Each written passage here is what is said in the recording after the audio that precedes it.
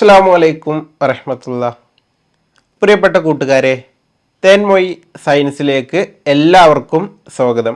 കൂട്ടുകാരെ കേട്ടിടാം നന്മയാം വാക്കുകൾ, ചേർന്നിരിക്കാം കൂട്ടുകൂടാം നന്മ തൻ വഴികളിൽ. തേൻമൊഴികൾ കേട്ടിടാം നന്മകൾ പഠിച്ചിടാം. തേൻമൊഴി നന്മയുടെ വഴി.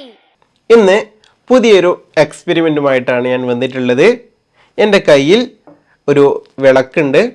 ഈ വിളക്കിൻ്റെ മൂടിയിൽ ഞാനൊരു പൈപ്പ് ഇതുപോലെ ഫിറ്റ് ചെയ്ത് വെച്ചിട്ടുണ്ട്. ഇനി ഈ വിളക്കിനുള്ളിൽ ആരും തന്നെ ഇല്ല.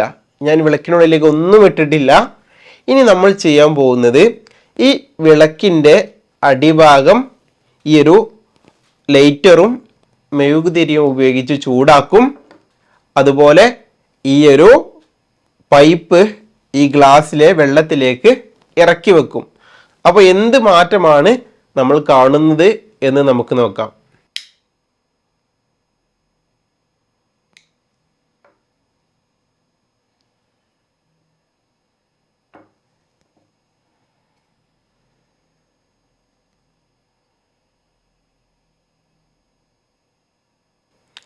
കൂട്ടുകാരെ, ഈ ഗ്ലാസ്സിലേക്ക് നോക്കൂ.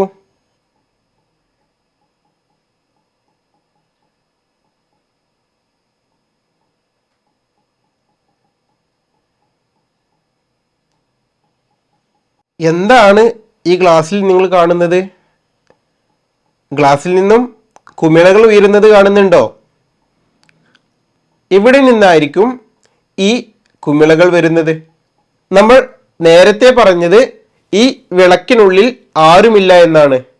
പക്ഷേ ഈ വിളക്ക് നമ്മൾ ചൂടാക്കി ഈ ഒരു പൈപ്പ് ഈ ഗ്ലാസ്സിലേക്ക് വെച്ചപ്പോൾ കുമിളകൾ വരുന്നത് നമ്മൾ കണ്ടു.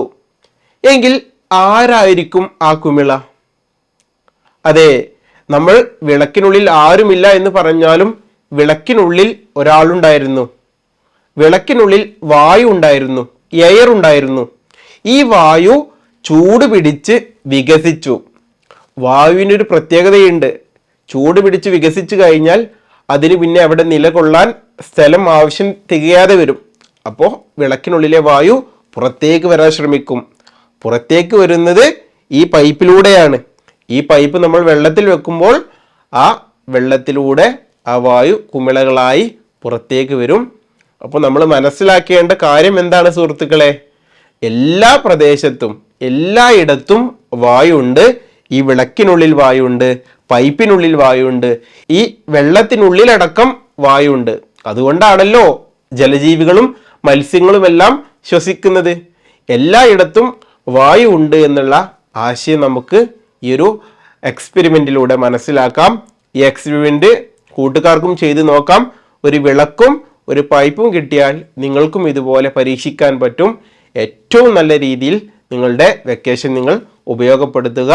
അസ്സലാമു അലൈക്കും വറഹ്മത്തുള്ളാഹി. കൂട്ടുകാരെ കേട്ടിടാം നന്മയാം വാക്കുകൾ, ചേർന്നിരിക്കാം കൂട്ടുകൂടാം നന്മ തൻ വഴികളിൽ. തേൻമൊഴികൾ കേട്ടിടാം നന്മകൾ പഠിച്ചിടാം. തേൻമൊഴി നന്മയുടെ വഴി.